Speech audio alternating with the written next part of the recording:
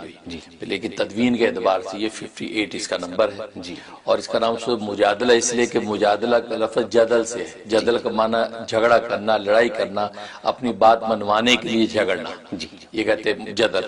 تو چونکہ اس میں ایک خاتون کا ذکر، ایک صحابیہ کا ذکر ہے، خولت بنت ثعلبہ، وہ اپنے ہسبینڈ کے، شوہر کے حوالے سے رسول اللہ صلی اللہ علیہ وسلم سے تکرار کر رہی ہیں۔ اچھا، ہاں، کوئی ان کا ایک طلاق کا معاملہ، زہار کا ایک مسئلہ درپیش ہوا، تو وہ رسول اللہ صلی اللہ علیہ وسلم سے اس بارے میں بات کر رہی ہیں، اور اپنے منشا کے مطابق جو ہے وہ مسئلہ سننا چاہتی ہیں، جی، وہ ڈیسیجن لینا چاہتی ہیں اپنے مسئلے منشا کے مطابق۔ تو وہ اس ڈسکشن میں لگی ہوئی ہیں کہ اللہ تعالیٰ نے ان کے منشا کے مطابق ہی آیت اتاری تھی، اچھا، اور کہہ دی کہ قد سمع اللہ قول التی تجادلک فی زوجہا وتشتکی الی اللہ، کہ اللہ نے سن لی اس عورت کی بات کہ جو اے پیغمبر تجھ سے جھگڑ رہی ہے اپنے شوہر کے بارے میں، اور یہ اللہ کو اپنی شکایت پیش کر رہی ہے۔ تو اللہ نے اس کی بات سن لی، اس کے منشا کے مطابق جو ہے اللہ نے ایک زہار، ایک مسئلہ ہے فقہ کا، اس کے مطابق فیصلہ کر دیا۔ یہ بڑی زبردست بات ہے کہ جناب اللہ نے یہ بات سن لی۔ حضرت عائشہ صدیقہ رضی اللہ تعالیٰ عنہ فرماتی ہیں کہ میں بھی گھر کے کونے میں بیٹھ کے سن رہی تھی کہ میں اتنی بات واضح اس کی نہیں سن سکی جتنی اللہ نے اس کی بات واضح سن لی، اور پوری صورت سے مجادلہ اتار لی۔ اس کے اندر جو ہے مناجات اعظم کا ذکر ہے، ایک ایسی مناجات کا ذکر ہے کہ جو مناجات نہ پہلے کبھی روح زمین پہ رونما ہوئی، نہ اس کے بعد قیامت تک کبھی رونما ہوگی۔ مناجات کا مطلب ہے کہ پرائیویٹ میٹنگ، پرائیویسی میں ایک سرگوشی میں بات ہو رہی دو آدمیوں کی، اس کو کہتے ہیں وہ مناجات۔ اور یہ مناجات کس نے کی؟ یہ حضرت علی مرتضیٰ شیر خدا رضی اللہ تعالیٰ عنہ نے رسول اللہ صلی اللہ علیہ وسلم کے ساتھ کی۔ اس مناجات کا اس کے اندر ذکر ہے، اور حضرت علی رضی اللہ عنہ خود بھی فرماتے تھے کہ یہ جو آیت ہے، اس آیت کے اوپر صرف میں نے عمل کیا، مجھ سے پہلے نہ کسی نے عمل کیا، نہ قیامت تک کوئی اس پہ عمل کر سکے گا۔ یہ وہ واحد آیت ہے، یعنی سرگوشی والی بات، سرگوشی والی بات جو ہے، جس نوعیت کی وہ سرگوشی ہے، اس نوعیت کی سرگوشی پہلے اور بعد اب روح زمین پہ ظاہر نہیں ہوگی، دوبارہ نہیں ہو سکتی۔ یہ وہ ایسی ہے۔ وہ ہوا یہ کہ رسول اللہ صلی اللہ علیہ وسلم آپ کو پتہ ہے دعوت تبلیغ میں مصروف رہتے تھے، تعلیم و تعلم میں مصروف رہتے تھے، تو اجتماعی اعمال آپ کے اکثر امت کے ساتھ گزرتے۔ اب پھر پرائیویٹ کوئی ٹائم آپ کو ملتا تو ظاہر ازواج کو بھی وقت دینا ہے، کچھ پرائیویٹ چاہیے ٹائم، تو لوگ کیا کرتے تھے آپ سے پرائیویٹ بات کرنے کے لیے ٹائم لیتے کہ جی ذرا خصوصی بات کرنی ہے۔ اب خصوصی بات میں بعض لوگ لمبی کر دیتے کہ جب مل گئے تو اب لمبی باتیں کر رہے ہیں، یہ حالت ہو جاتی۔ تو نتیجہ کہ نبی پاک صلی اللہ علیہ وسلم پر بھی طبیعت پر گرانی ہوتی کہ بھئی یہ وقت اجتماعی بات ہو جائے، لوگوں کو نفع ہو گیا، بس اب آپ کام میں لگے۔ لیکن خاص طور پہ یہود یا منافقین یہ شرارت کے طور پہ بھی آپ کو اکیلے میں بات لے کے بیٹھ جاتے، لمبی لمبی بات کر کے آپ کا ٹائم ویسٹ کرتے۔ پھر یہ کہ جو مخلص صحابہ ہیں ان کو کسی کو موقع مل جاتا تو وہ خوش ہوتا کہ میں اور رسول اکیلے ہیں، وہ بھی ذرا تھوڑا سا طول دے دیتے بعد میں۔ تو پرائیویٹ جو ہے میٹنگ کے اندر جو وقت بھی ہے تو آپ پر بوجھ بھی ہوتا، اور اجتماعی جو کام تھا وہ بھی رکتا، تو آپ کو بڑی گرانی ہوئی۔ تو اللہ تبارک و تعالی نے آیات اتار دی کہ یا ایھا الذین آمنوا، اے ایمان والو، اذا ناجیتم الرسول، جب تم پرائیویٹ میٹنگ کرنا چاہو اللہ کے رسول سے تو فقدموا بین یدی فقدموا یدی صدقۃ، فرمایا کہ رسول اللہ صلی اللہ علیہ وسلم سے ملاقات سے پہلے تم صدقہ نکالا۔ اچھا، یعنی اللہ نے اوپر قیمت لگا دی کہ صدقہ پہلے نکالو پھر ملاقات کرو۔ ٹھیک ہے، یہ آیت اتر آئی۔ تو اب جب یہ آیات اتری تو حضرت علی رضی اللہ تعالیٰ سے رسول اللہ صلی اللہ علیہ وسلم نے دریافت کیا کہ کتنا صدقہ لگانا چاہیے، یہ پیسے کتنے ان کے اوپر لگانے چاہیے کہ اتنے پیسے صدقہ کرو پھر آگے مجھ سے ملاقات کرو۔ تو حضرت علی نے کہا، نبی پاک نے فرمایا کہ 1 دینار کافی ہے۔ 1 دینار تو بہت زیادہ ہے، 1 دینار تو یہ دے ہی نہیں سکیں گے غریب غربا، کہ 1 دینار کا مطلب 10 درہم بنتے ہیں۔ تو آپ نے فرمایا نصف دینار، یعنی آدھا دینار، یہ 5 درہم۔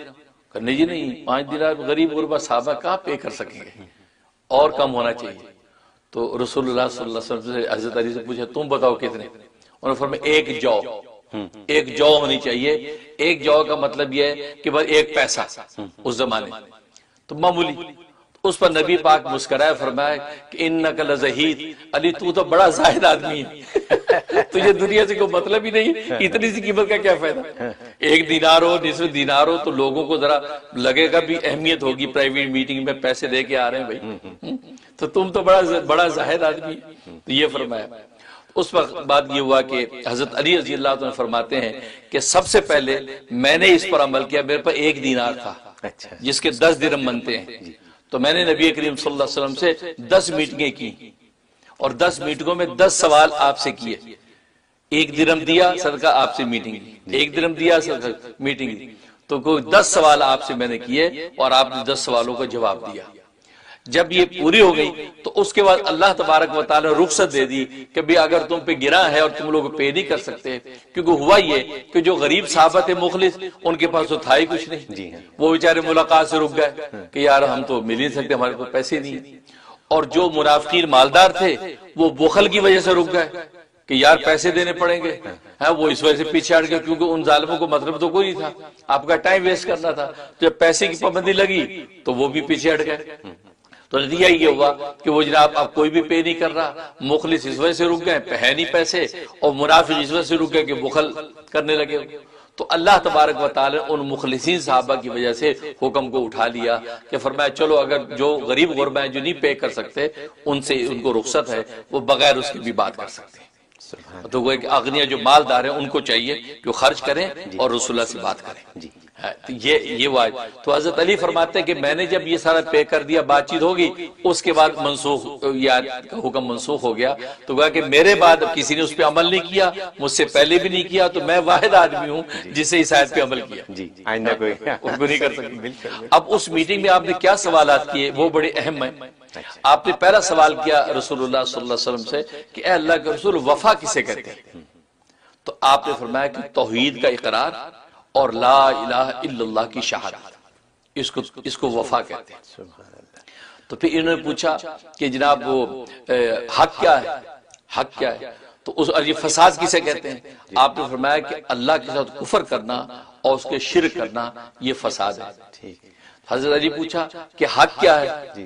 آپ فرمایا کہ اسلام حق ہے، قرآن حق ہے، اور ولایت حق ہے جو تجھے ملے گی، یعنی خاتم الاولیاء جو بنا حضرت علی سے ولایت چلی ہے نا، تو اور ولایت حق ہے جو تجھے ملے گی، یہ فرمایا۔ اس کے بعد انہوں نے پوچھا کہ مجھ پر کیا لازم ہے؟ آپ فرمایا کہ تجھ پر اللہ اور اللہ کے رسول کی اطاعت لازم ہے، یہ کہا۔ انہوں نے پوچھا کہ میں اللہ سے کیسے مانگوں؟ تو آپ نے فرمایا کہ دل کی سچائی اور پورے یقین کے ساتھ مانگ تو ملے گا تجھے۔ انہوں نے پوچھا کہ میں کیا مانگوں؟ فرمایا اللہ سے عافیت مانگ۔ عافیت کا مطلب دین دنیا دونوں سنور جائیں، تو عافیت مانگ۔ اس پر کہتے ہیں، انہوں نے پوچھا کہ سرور کسے کہتے ہیں؟ سرور کسے کہتے ہیں؟ تو آپ نے فرمایا جنت کو کہتے ہیں، جنت سرور ہے۔ اب نے فرمایا کہ یہ وہ راحت کسے کہتے ہیں؟ فرمایا کہ اللہ تبارک و تعالی کے دیدار کو راحت کہتے ہیں۔ تو یہ سوالات جو حضرت علی نے آپ سے کیے، اور حضرت علی رضی اللہ تعالیٰ کو رسول اللہ صلی اللہ علیہ وسلم نے یہ جوابات دیے۔ تو گویا کہ 10 سوال کیے، فرمایا 1 درہم میں صدقہ کرتا تھا اور رسول اللہ صلی اللہ علیہ وسلم سے جا کے سوال کرتا اور رسول اللہ صلی اللہ علیہ وسلم اس کا جواب دیتے۔ تو یہ وہ مناجات ہے، مناجات اعظم۔ ایسی مناجات نہ پہلے کبھی ہوئی اور نہ بعد میں اب قیامت تک ہوگی، کیونکہ یہ رسول خاص نوعیت کی صدقہ دے کر بات کرتے ہیں میں نے کی اور کسی کو موقع نہیں ملا۔ یہ اس کے اندر ذکر ہے۔ اور پھر اس کے اندر جب وہ معاشرت کے احکام ذکر کیے گئے کہ معاشرت، کیونکہ ظاہر رسول اللہ صلی اللہ علیہ وسلم سے میل ملاقات کا ذکر تھا، تو معاشرت کے احکام اس صورت میں اتارے ہیں کہ محفل میں مجلس میں بیٹھو تو کس طرح بیٹھو، آنے والے کو جگہ دو، اگر کسی کے دروازے پہ گئے کھٹکھٹایا، اس نے کہا لوٹ جاؤ بھی نہیں مل سکتے تو چپ کر کے لوٹ جاؤ، اس سے ذرا تکرار نہ کرو، جی ملنے 2 منٹ دے دیں 5 منٹ دے دیں تو پتہ نہیں کس حال میں ہے۔ تو یہ سارے معاشرت کے احکام جو ہے اس کے اندر ذکر کیے گئے، کیونکہ منافقین جو ہوتے تھے اور خاص طور پر یہود جو ہے وہ اہل اسلام کو، ایمان والوں کو تکلیف دیتے تھے۔ وہ یوں دیتے تھے تکلیف کہ کوئی مومن مسلمان چلا جا رہا ہے تو یہ 2-3 بیٹھے تو آپس میں کانا پھوسی شروع کر دیتے اس کو دیکھ دیکھ کے اور انگلی کا اشارہ کرتے۔ وہ بیچارہ یہ سمجھتے شاید میرے بارے میں کوئی بات کر رہے ہیں، اس کو ایذا ہوتی۔ تو اللہ نے اس بات پر ڈانٹ پلائے کہ یہ کیا طریقہ ہے کہ جب 2 آدمی ہوں تو آپس میں تیسرے کے سامنے اس طرح سرگوشیاں نہ کرو کہ اس کو تکلیف ہو کہ میرے بارے میں بات کر رہے ہیں۔ تو اس طرح کے آداب اللہ نے اس صورت کے اندر سکھائے ہیں کہ یہ مناسب نہیں کہ تم یہ تیسرے کو اگنور کر کے آپس سرگوشیاں کرو، پھر انگلیوں کو اشارے بھی کرو، تو یہود ایذا دیتے تھے، اس سے منع کیا۔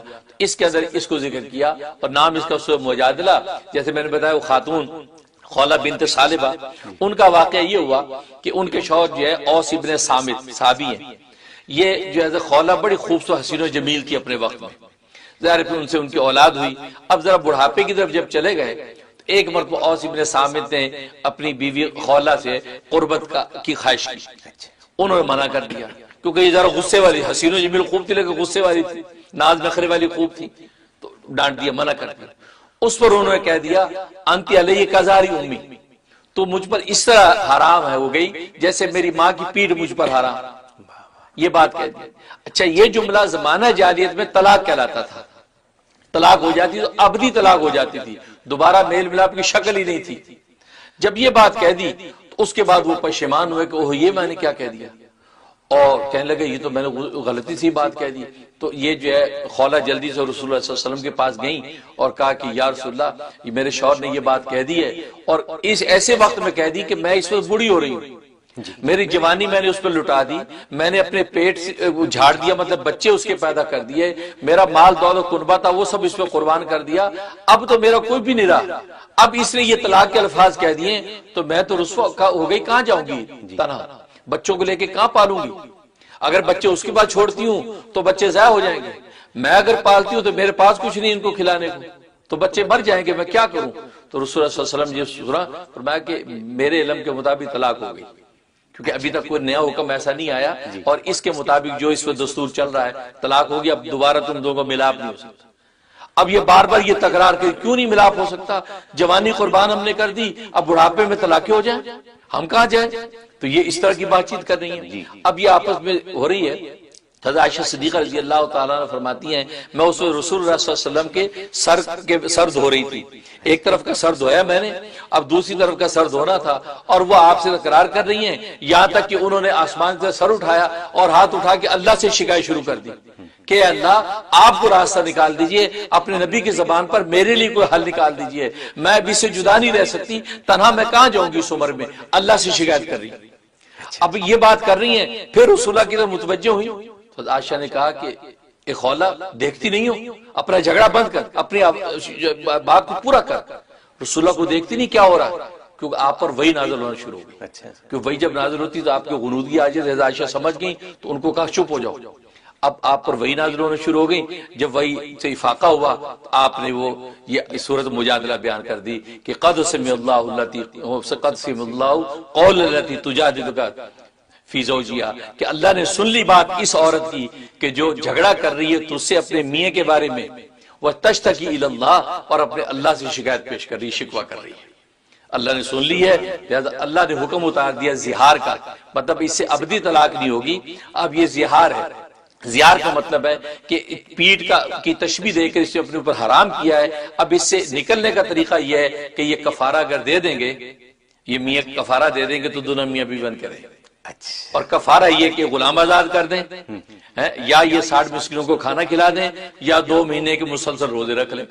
آپ نے فوراً کہا اپنے میاں کو بلاؤ، وہ ہسبینڈ آ گئے، کہا کہ دیکھو اللہ نے یہ حکم اتار دیا ہے، اب یہ طلاق ابدی والا حکم اب نہیں ہے جو زمانہ جاہلیت میں تھا، اللہ نے حکم بدل دیا، اللہ نے فرمایا کہ اب تم جو ہے اس کا حل یہ کہ تمہیں غلام آزاد کرو۔ کہا جی میرے پاس غلام کا، میں تو خود مفلس کہاں تو غلام کروں گا تھا۔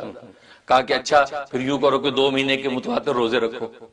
کہا جی میری حالت تو یہ ہے کہ میں دن میں 2-3 دفعہ نہ کھاؤں تو مجھے نظر نہیں آتا ہے، کیونکہ بڑھاپا آ رہا تھا تو میں تو کھائے بغیر رہ نہیں سکتا۔ آپ فرمایا اچھا پھر ایسا کرو 60 مسکینوں کو کھانا کھلاؤ۔ کہا جی میں مفت غریب کہاں سے 60 مسکینوں کو کھانا کھلاؤ، اپنے بیوی بچے مشکل سے پال رہا ہوں، میں کہاں سے کھلاؤں، آپ ہی کوئی مدد کرے۔ تو رسول اللہ صلی اللہ علیہ وسلم نے جب وہ آپ نے مدد کی اور صحابہ نے مدد کی تو اس کے لیے اتنا کر دیا کہ انہوں نے اس نصاب کو غریبوں ادا کیا، اور اس سے وہ اس مسئلے سے نکل گئے۔ تو دیکھیے یہ اس کے اندر ذکر اس مجادلے میں کہ یہ ایسا مجادلہ تھا کہ اللہ تبارک و تعالی نے اس کی منشا کے مطابق حکم شرعی کو بدل کے ان کے لیے حل نکال دیا، اور یہ سب کے لیے تبدیل ہو پھر قیامت تک کے لیے قانون بن گیا اور یہ زہار کے احکام جاری ہو گئے۔ یہ صورت کے اندر کمال۔ تو اور باقی جہاں تک کسی فضائل و فوائد کا تعلق ہے، اس کا پہلا فائدہ بڑا اچھا یہ ہے کہ اگر جو ہے کسی 2 گروپوں میں یا 2 لوگوں میں کوئی دشمنی عداوت پیدا ہو جائے، اس کو دور کرنا مقصود ہو تو 3 مرتبہ روزانہ تلاوت کر کے تصور میں لا کے ان کے اوپر پھونک دیں اور دعا کر لیں۔ 41 دن پابندی سے کر لیں تو اللہ تبارک و تعالی دونوں کی عداوت آپس میں ختم کر دیتے ہیں اور جھگڑا ان کا محبت میں بدل جاتا ہے۔ سبحان اللہ۔ یہ زبردست۔ اور دوسرا فائدہ یہ کہ لا علاج مریض ہے، اگر جو ہے کسی ڈاکٹر نے طبیب نے لا علاج قرار دے دیا، اب اس کا حل، اور یہ شیخ الاسلام مولانا حسین احمد مدنی رحمۃ اللہ علیہ ان کا تجربہ کیا ہوا یہ عمل ہے۔ فرمایا کہ عصر کے بعد مریض کے پاس بیٹھ کر 3 مرتبہ اس سورت کو تلاوت کریں، اور ہر ایک کے بعد اس کے اوپر دم کریں، پھونکے زور زور سے، تو روزانہ، اور 41 دن پابندی سے کریں۔ فرمایا جیسا بھی لا علاج مریض ہوگا اللہ تبارک و تعالیٰ اس کو شفا دے دے گا۔ سبحان اللہ۔ اور حضرت کا بارہا کا تجربہ کیا ہوا یہ ہے کہ جس مریض پہ کیا، اور آج کل ایسے ایسے کتنے امراض ہیں کہ ڈاکٹر کہتے ہیں جی بس وہ اللہ ہی کرے گا، اور کینسر وغیرہ تو خاص طور پہ، تو یہ پابندی سے کر لیں، اللہ تبارک و تعالیٰ مرض کو دور کر دیتے ہیں۔ اور تیسرا فائدہ یہ کہ اگر کوئی دشمن آپ کو ستا رہا ہے، تنگ کر رہا ہے، اور آپ چاہ رہے یہ دفع ہو جائے، تو اس کا طریقہ یہ کہ 3 مرتبہ اس کو تلاوت کریں، کسی بھی وقت تلاوت کر کے تھوڑی سی مٹی کے اوپر دم کریں، اور مٹی اس سمت کی طرف پھینک دیں جس سمت میں وہ رہتا ہے، اس ڈائریکشن کی طرف پھینک دیں، اور دعا کر لیں اللہ تبارک و تعالیٰ اس کی دشمنی کو جو ختم کر دیں گے، یا یہ اس شخص کو وہاں سے دفع دور کر دیں گے، اور آپ کو اس کی شر سے نجات ہو جائے گی۔ کیا بہت زبردست فائدہ ہے اس کا۔ 2 چیزیں جو آپ نے بتائیں یہ تو بہت ہی ضرورت کی اور زبردست چیزیں، ضرورت، بالکل اس کی ضرورت ہے، ضرورت ہے۔ یہ۔ اور جہاں تک خواب میں تعبیر کا تعلق ہے تو فرمایا کہ اس کا جو ہے کسی سے جھگڑا ہوگا، کسی دشمن سے دینی اور دنیاوی بنیادوں پہ، لیکن اللہ تبارک و تعالی اس کو ایونچولی اس کو غالب کر دیں گے، وہ جھگڑے میں اس کو حفاظت ہو جائے گی اور اس پر غالب ہو جائے گا۔ اور دوسرا یہ کہ دنیا کے اندر جو کوئی نیکیاں کرے گا، یہ وہ نیکیاں اللہ تبارک و تعالی اس کی قبول کر لیں گے، اور آخرت میں اللہ تبارک و تعالی اس کا بہترین اجر و ثواب اس کو عطا کریں گے۔ اور تیسرا یہ کہ اگر اس خاندان کے اندر یا بیوی بچوں کے اندر کسی قسم کی کوئی منافرت چل رہی ہے، تو اگر اسے خواب میں اس سورت کو پڑھا یا سنا، تو اللہ تبارک و تعالی یہ بشارت دے رہے ہیں کہ وہ جھگڑا اور تنازع ختم ہونے والا ہے، امن کی صورت ہے ہر لحاظ سے۔ بالکل۔ آگے میں نے سب ہیڈنگ لگائی ہے اکابرین امت کے بیانات۔ نمبر 1، شیخ موسیٰ خان البازی رحمت اللہ علیہ کا بیان۔ شیخ موسیٰ خان البازی جامعہ اشرفیہ لاہور پاکستان کے جو ہے بہت بڑے محدث گزرے ہیں، اور علم فلکیات کے بڑے ماہر، فلکیات کے میدان میں اپنے وقت کے امام ہیں۔ وہ کیا فرما رہے ہیں؟ ان کی کتاب فلکیات جدیدہ کے صفحہ نمبر 16 پر فرماتے ہیں، نیز اہل حجاز کی اس قسم کی عید کا مدار اور رویت شرعی کے بجائے اصطلاحی چاند یعنی کیلنڈر قرار دینا ان کو صریح احکام قرآن و حدیث کا منکر تسلیم کرنے کے مترادف ہے۔ یعنی جو کہتے ہیں جی کیلنڈر پہ عمل کرتے ہیں، یہ شرعی رویت بھی نہیں کرتے، فرمایا کہ ان کو قرآن سے حدیث کا منکر قرار دینے کے مترادف ہے آپ کا یہ کمنٹس۔ ہم حجاز کے دیندار اور علماء حضرات پر اس قسم کی بددنی نہیں کر سکتے۔ یہ ہمارے اکابر کہہ رہے ہیں کہ یہ بدگمانی کی اجازت نہیں، وہ رویت پر فیصلہ کرتے ہیں۔ نمبر 2، فقی الحسن حضرت مولانا مفتی رشید احمد الدھیانوی رحمت اللہ علیہ کا بیان، اور یہ بھی اپنے علم فلکیات کے اپنے وقت کے بڑے امام ہیں۔ یہ اپنے اصل الفتاوی بحوالہ عیون الرجال صفحہ 34 پر لکھتے ہیں، سعودی عرب میں ثبوت ہلال کے لیے حسابی طریقہ ہرگز استعمال نہیں ہوتا، یعنی فلکی حسابات پر نہیں اعتبار ہوتا، وہ اس کو حرام قرار دیتے ہیں، اور عینی رویت یعنی آنکھ کی رویت، عینی رویت پر شہادت کی بنیاد پر فیصلہ کرتے ہیں۔ اس سے متعلق رئیس الجامعہ شیخ بن باز یعنی مفتی اعظم سعودیہ اور حکومت سعودیہ کی وزارت العدل کی تحریریں میرے پاس موجود ہیں، اندر طلب ان کی فوٹو کاپی ارسال کی جا سکتی ہیں۔ اب دیکھو مفتی رشید احمد الدھیانی صاحب یہ بات کر رہے ہیں، اور یہ فتاوی میں ڈیٹیل موجود ہے۔ انہوں نے اس پر اعتراض کیا تھا تم حسابی کیلنڈر استعمال کرتے ہو، درست نہیں کرتے۔ انہوں نے کیا کیا، پوری ڈیٹیل لکھ کے ان کے پاس بھیج دی، انہوں نے سارا دیکھا، دیکھنے کے بعد انہوں نے اپنا وہ جو بات کہی تھی اس سے رجوع کر کے یہ بات کہی کہ نہیں، وہ بھی حسابی فارمول پہ عمل نہیں کرتے بلکہ پورا جو عینی شاہد پر فیصلہ کرتے ہیں۔ اب یہ ہمارے اکابر بول رہے ہیں۔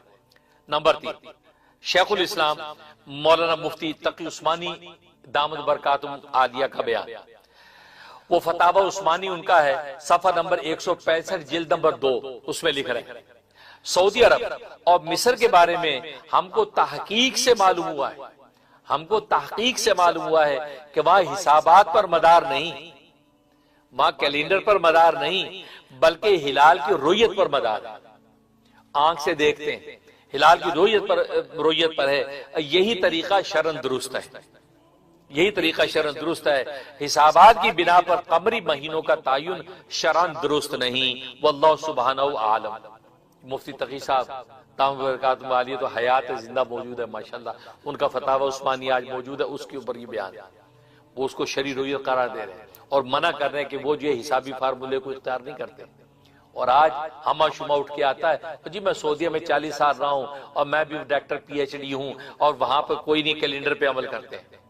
یہ ہمہ شمہ کو ہم کیا سنیں گے، ہم تو اپنے اکابر کو دیکھیں گے نا کہ جنہوں نے پوری تحقیق کے ساتھ فیصلہ کیا۔ اس کے بعد نمبر 4 صدر مفتی دارالعلوم دیوبند مفتی حبیب الرحمان کا بیان، رحمت اللہ علیہ کا بیان، غالباً رحمت اللہ علیہ ہو گئے یا حیات ہیں، مفتی حبیب الرحمان صاحب کا بیان فرماتے ہیں سعودی عرب میں کسی جنتری یا حساب اور کیلنڈر وغیرہ پر مبنی عید یا رمضان کا فیصلہ نہیں کیا جاتا۔ اب بتاؤ آج آپ اس میں بدگمانیاں کرتے ہیں کہ یہ کیلنڈر پہ فیصلہ کرتے ہیں، آپ کے دارالعلوم دیوبند کے مفتی اعظم بول رہے ہیں، بلکہ شرعی اصول اور طریقے موجب کے مطابق قمری مہینوں کا تعین ہوتا ہے۔ طریقے موجب کا مطلب اہل علم سمجھ رہے ہیں کیا ہے طریقے موجب، تو شرعی اصول اور طریقے موجب کے مطابق قمری مہینوں کا تعین ہوتا ہے، الی آخر یہ اقتباس موجود رسالہ سعودی عرب کی رویت صفحہ نمبر 33۔ اب بتاؤ کہ دارالعلوم دیوبند کا مفتی اعظم یہ لکھ رہا ہے، اب ابھی بھی آپ دیوبند سعودی کی رویت پہ جو اعتراض کریں گے، بدگمانی کریں گے، تو پھر علیکم بالظن فإن بعض الظن اسم، بدگمانی سے بچو کیونکہ بہت سی بدگمانیاں گناہ ہیں، تو آپ یہ آخر میں پکڑے نہ جائیں۔ نمبر 5 امام کعبہ شیخ محمد بن عبداللہ کے بیان، عبداللہ بن سبیل فرماتے ان صریح نصوص کے مطابق رمضان حج کے ایام کے تعین کا مدار ہلال شریعہ کے آنکھوں دیکھے ثبوت پر ہی موقوف ہے، آنکھ سے دیکھ کر فیصلے کیے جاتے ہیں، یہ رمضان کا حج کا سارے فیصلے، اور اس کے لیے فلکیات اور آبزرویٹری کی پیشن گوئیوں اور اس کے مفروضہ یعنی نیو مون حساب کا کوئی عمل و اعتبار نہیں کیا جاتا۔ اسی لیے سعودی عربیہ میں نبوی صلی اللہ علیہ وسلم طریقہ پر عمل ہوتا ہے، یعنی نبوی طریقہ پر عمل ہوتا ہے، وہاں جو ہے وہ کسی فلکیات اور آبزرویٹری پر فیصلہ نہیں ہوتا بلکہ رویت پر شرعی طریقے سے فیصلہ ہوتا ہے۔ یہ امام کعبہ بول رہے ہیں۔ اب امام کعبہ کی بات بھی آپ کیا معتبر نہیں، تو آخر امام کعبہ کو کتنی نفلوں کا ثواب ہے، خدا نہ خواستہ آپ کے سامنے جھوٹ بول کر جو ہے وہ آپ کو غلط عید کروائیں، ان کی عید میں کتنی ڈبل خوشی کا امکان ہے کہ جو ایسی حرکت کرے، نعوذ باللہ۔ ان کا یہ ترجمہ ہے شرعی ثبوت ہلال ایک رسالہ ہے، اس میں سے ان کا عربی کا ترجمہ کیا گیا، یہ ہلال صفحہ نمبر 181۔ نمبر 6 مفتی اعظم سعودیہ شیخ بن باز کا بیان، جو کہتا ہے کہ سعودی عربیہ میں رسمی تقویم یعنی ام القریٰ کے مطابق جو شخص چاند کی گواہی پہلے دینے آتا ہے اسے انعامات سے نوازا جاتا ہے، تو یہ غلط ہے، کیونکہ یہ بھی تہمت لگاتے ہیں کہ جو پہلے گواہی دیتا ہے اس کو انعامات دیے جاتے ہیں، فرمایا یہ غلط ہے، اور ان کذابوں کے کذب میں سے ہے، یعنی جو ایسی تہمت لگاتے ہیں وہ کذاب ہیں، ان کے کذابوں میں سے یہ بھی کذب ہے کہ سعودیہ پہ یہ تہمت لگاتے ہیں، یہ ان کا جھوٹ ہے، ان کا جھوٹ ہے جن کے دلوں میں سعودیہ کے لیے کینہ بھرا ہوا ہے۔ اب بتاؤ جو سعودیہ کی رویت کے بارے میں ایسی باتیں کر رہے ہیں تو مفتی اعظم سعودیہ کہہ رہے ہیں ان کے دلوں میں سعودیہ کا کینہ بھرا ہوا ہے، جبکہ مملکت میں مہینہ شروع کرنے کے لیے رویت ہلال کے ثبوت پر اعتماد کیا جاتا ہے، نہ کہ رسمی تقویم یعنی ام القریٰ پر، کیونکہ یہ تقویم تو فلکی حسابات پر مبنی ہے، یہ تقویم فلکی حسابات پر مبنی ہے جو مملکت کی دفتری تاریخوں کی ضرورت کے لیے، یہ جو میں نے پہلے کا پورا سرکاری نظام وہ اس کیلنڈر پہ چلتا ہے، اس کا عبادات کی رویت سے کوئی تعلق نہیں، اور لوگ یہاں سے مسکنسیپشن ہو جاتا ہے کہ جی وہ کیلنڈر بنایا ہوا اس کے اندر سب کچھ ہے، نہیں، وہ بات کہہ رہے ہیں کہ فرق الگ الگ سمجھو بھائی، یہ واحد ملک ہے دنیا کے سعودی عرب جو اسلامی تاریخوں کے مطابق پورا نظام چلا رہا ہے۔ آج آپ ترکی کو اپنا مرکز بنانے کی بات کر رہے ہیں، ترکی میں کیا اسلامی تاریخوں میں نظام چلتا ہے؟ کسی دنیا کے اور ملک میں چلتا ہے؟ پاکستان کتنا ٹھیٹ اسلامی ملک ہے، کیا وہاں پر اسلامی تاریخوں پر نظام چلتا ہے؟ صرف واحد سعودی عرب ہے کہ جہاں پر چلتا ہے. انہوں نے پھر اپنی ضرورت کے تحت نیومن تھیوری کہتا ہے کیلنڈر بنایا ہوا اگلے 50 سال کا جس میں سرکاری نظام چلتا ہے، لیکن عبادات جیسے کہ نبی کا حکم ہے اس نبوی طریقے پر رویت کر کے فیصلہ کرتے ہیں. لہٰذا جس کو غلط فہمی ہے وہ اس غلط فہمی کو دور کر لے اور سعودی عرب کی رویت کو معتبر مانے. حوالہ ترجمہ شرعی ثبوت ہلال صفحہ نمبر 181. نمبر 7 سعودیہ کے 32 جید علماء کا بیان. علماء سلف کا اجماع رویت ہی کے اعتبار کرنے پر ہے. علماء سلف جو پہلے علماء سلف کا اجماع رویت ہی کے اعتبار پر ہے. ان میں سے کسی کا اہل حساب کی طرف رجوع کرنا ثابت نہیں ہے. یعنی علم فلکیات جس کو کیلکولیشن آج کہتے ہیں، کیلکولیشن سے پتہ کر لو، نہیں کہتا یہ ایسا نہیں، سلف کا طریقہ وہی ہے. اور اسی پر امت کا ہمیشہ سے عمل چلا آتا ہے کہ وہ رویت کرتی، فیصلہ کرتی ہے. یہ ایک بات. چاند کو حساب سے ثابت کرنا یہ بالاتفاق سارے اہل مجلس کے نزدیک غلط اور ناجائز ہے. 32 علماء کہہ رہے ہیں کہ وہ کیلکولیشن کے ذریعے سے چاند کا تعین کرنا، فرمایا کہ یہ بالکل غلط اور ناجائز ہے اور احادیث صحیحہ کے مخالف ہے. احادیث صحیحہ کے مخالف ہے جس میں آگے ترجمہ کیا حدیث کا، تم چاند دیکھ کر روزہ رکھو اور اس کو دیکھ کر افطار کرو، گویا کہ رویت پر فیصلہ. اور آگے نبی نے فرمایا اگر تم پر ابر آلود ہو جائے، چاند ابر آلود فإن غم علیکم، ابر آلود ہو جائے تو 30 دن شعبان کے پورے کرو. آگے 32 علماء کے دستخط اور ہیئت کبار العلماء، تو وہ میری کتاب کے اندر تمام علماء کے دستخط موجود ہیں اور عربی کے اندر پورا مقالہ موجود، اس کا ترجمہ میں نے آپ کو سنایا. ترجمہ الشرعی ثبوت ہلال. اس کے بعد نمبر 8 برکت الاثر حضرت شیخ الحدیث مولانا محمد زکریا کاندلوی مہاجر مدنی قدس سرور کے بارے میں یہ وہ ان کا بیان. استاد جامع ام القرآن مکہ مکرمہ ڈاکٹر عبداللہ عباس ندوی رحمت اللہ علیہ، انہوں نے جو ان کی آبیتی کے اوراق جمع کیے ڈاکٹر عبداللہ عباس ندوی، برسہ برس کا مشاہدہ نقل کر کے سعودی طریقہ رویت ہلال کو عین شرعی قرار دیتے ہیں اور لکھتے ہیں کہ آبیتی میں کئی جگہ رمضان یا عید یا حج کے چاند کے بارے میں حضرت شیخ کے بیانات سے یہی معلوم ہوتا ہے کہ وہاں تاریخ کا فیصلہ اور اعلان کسی حساب کی بنیاد پر نہیں بلکہ رویت ہلال کی شہادت کی بنیاد پر کیا جاتا ہے. اب بتائیے دوستو بزرگوں، اب اتنی بڑی بڑی گواہیاں، اتنے بڑے بڑے اکابر جو من جانب اللہ تبارک و تعالی ان کے قلوب کو حق کے لیے منتخب کر لیا، ان کے زبانوں سے حق اور ان کے قلبوں سے حق اللہ لکھوا رہا ہے، اور آج آپ بدگمانیاں کر کے امت کو انتشار میں ڈال رہے ہیں. تو یہ خطرناک صورتحال ہے جو آپ اختیار کر رہے ہیں. حوالہ اختصار مضمون از ماہنامہ الفرقان لکھنؤ.